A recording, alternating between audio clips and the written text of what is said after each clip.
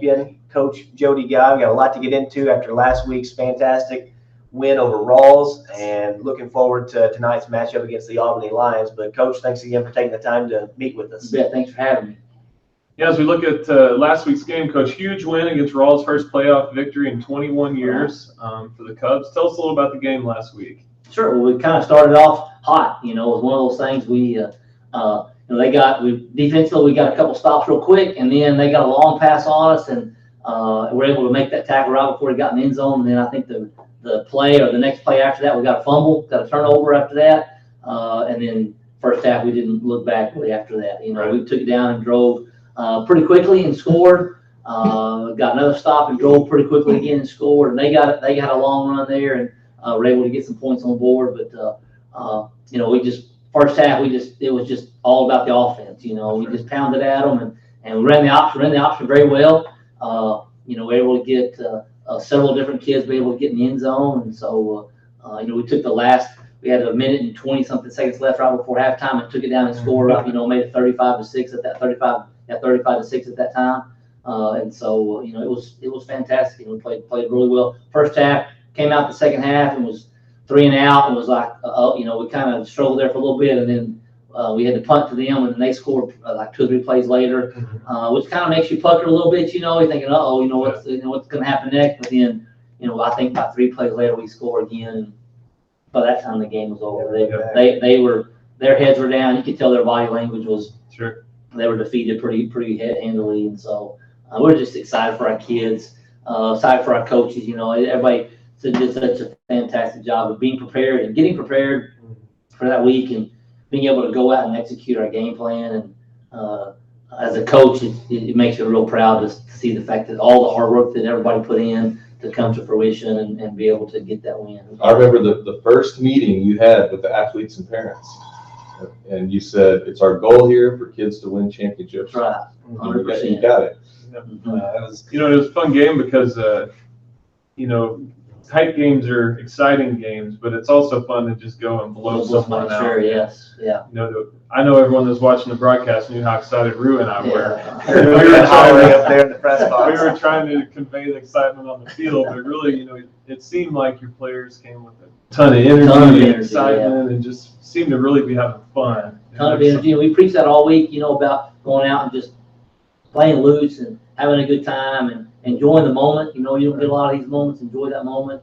But again, we talked about if you'll just do your job and if you'll just execute the game plan, we felt like we'll be fine. It is. Even as a coach, even if you're up pretty big, you still always have that pit in your stomach. That's like don't make mistakes because you never know what's going to happen. So just the fact that we were able to kind of relax there at the last couple minutes and enjoy that moment and really to really let it all sink in. It was a lot of fun. You bet.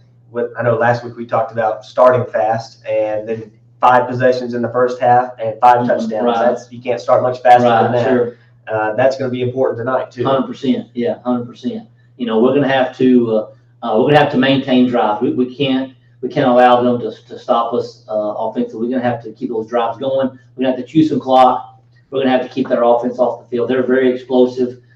They have, I think their average play per touchdown is like 4. So they have 4 plays and then they score, and that's pretty much all year long. And so we're going to have to keep them off the field and keep them at bay and try to make them have to get cold on the sidelines where they can't.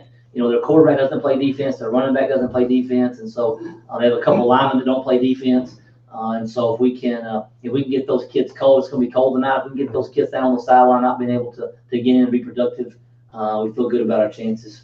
Sure. And you talk about a team that scores quick. Would you say that one of the keys is keep them off the field, but also do you feel like if you can force them into a longer drive, you may have more opportunities to stall out? Sure. Turnover? Anything that what the stats have shown, any drive that's over 8 plays for them, they have to punt or they turn the ball over. And so that's a big thing for us. Anything, their average, score per play is 4. And so, if we can make them have longer drives, we feel like that we get them an opportunity to either get a turnover or force them into a long situation where they can't complete a pass. Right. And then we get, we make them punt and get the ball back, and then again, just sustain those drives. The longer we keep them off the field, the better we are. Right. It's defensively we're so much better than we were, but still, even at that point, because as explosive as they are, our best defense is going to be a really good offense. Right. Sure. So, talking about defense, we know they're explosive. We scored 40 or 55 points last time we played them. We are a much different team now than we were then. But what are your keys defensively to really try to slow them down, try to make the drives? We've got some personnel changes, and so Right. that's going to be a little bit different than what we were the last time. We got some kids in different spots. We got some kids back that we didn't have the last time we played them. We're going to have to be good tacklers. That was one of the things we didn't do a very good job last time we played them. And if you go back on film, nobody does a good job. I mean, their backs and receivers do a very good job of breaking tackles. And so if we can tackle and kind of keep them, corralled, have lots of guys, lots of hands to the football, not just one guy trying to make a tackle. If we do like we did last week and just swarm at them, that it's going to be a lot easier for us to get stopped. Right. And then when they take their shots deep, take their shots down the field, we got to go cover. We got to go be able to knock those balls down, or make them have to throw. Make them be errant throws, not be able to just drop in the bucket. And we've got to play it. We got to play our technique and do what we're supposed to do. We got to be physical. We got to fly the football. We got to tackle. Right. So we got a different scheme lined up for Albany, but more so than that, we're a different team than we were 6 weeks ago. We're playing so much better on both sides of the ball. The offense is clicking, and we're running that option to perfection, and it looks great. So not only we're going to have to throw some different wrinkles at them, but talk about just the momentum we had coming into this game, what difference that Sure. makes. We talked a couple weeks ago about having that momentum going into playoffs and what that means for kids. And so, we're starting to peak at the right time. It's just kind of the time you want to peak when you're playing teams that on paper, may be better than you, or they may have a few more athletes than you do, or maybe a lot more seasoned. These kids have been through it, have seen it a lot, so they're a lot more seasoned.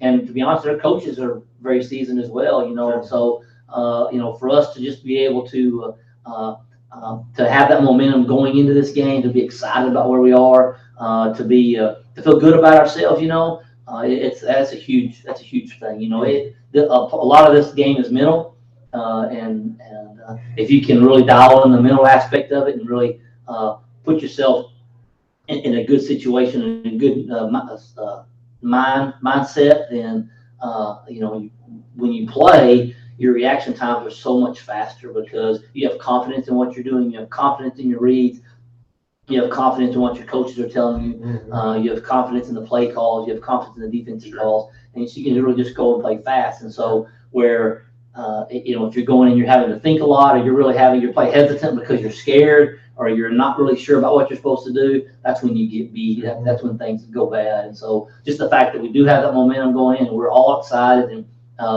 and our camaraderie and our belief in each other that what we're doing is at an all-time high.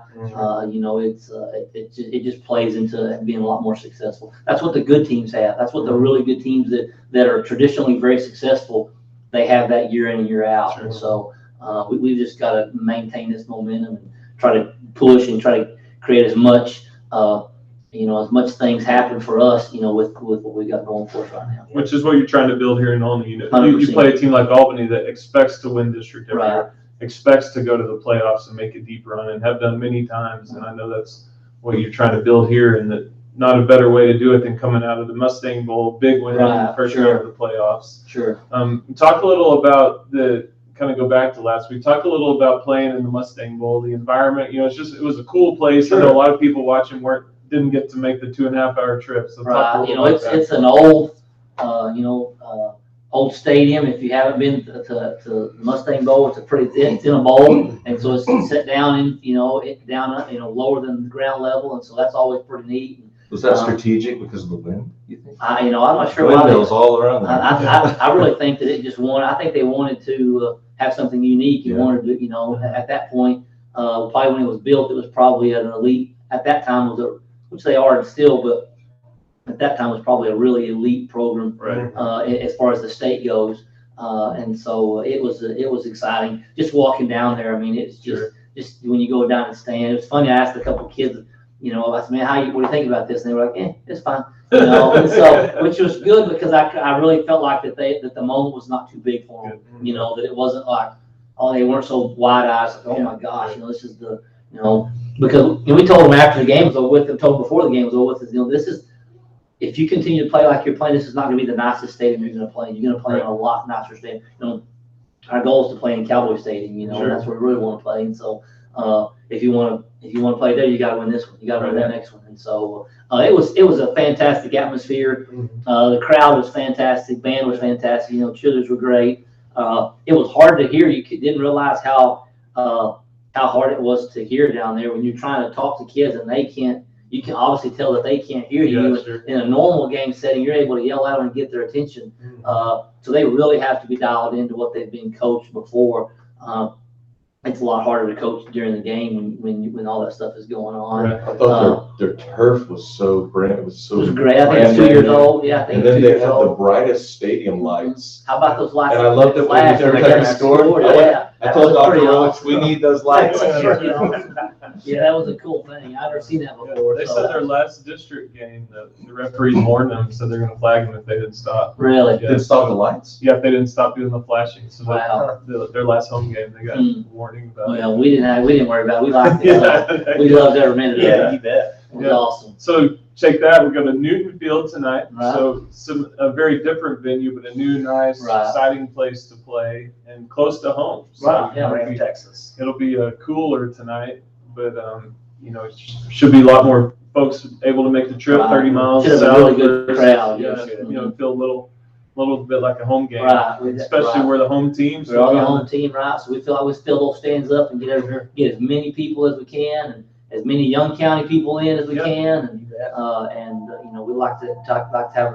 If we're going to be the home team and going to be this close, we need to have a home field advantage. So part of that's about having a bigger crowd and about being able to be louder when they're on offense, and about again creating that different atmosphere. That's a playoff atmosphere. It's not just a regular home game atmosphere. And it's exciting to know that when you start building momentum as with your team on the field, but as a program, right. We're going to play 30 miles down the road in the center of the county and get some people exposed to Olney Cup football. Right. And that's exciting too when you talk about really building a program. Yeah, we're always talking about trying to brand ourselves and what our program's about and what our school's about, what our community's about. Being able to go close to home and like I said, go to a venue that's the surrounding towns can some come and watch the play and really puts us out there, really gives us an advantage to be able to, Grand plays there all the time, and so they have that advantage over us right now. But if we can get in there and really kind of show people what we're about, it really exposes what we do. We have a great school, we have a great community,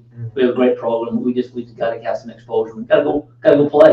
You got to go take care of business now for sure. So you're going to get exposure now. What we do with it is equally important as getting the exposure. So. Right. But as you said, we're peaking at the right time. We got the confidence. We're a totally different team than we were last time we played Albany.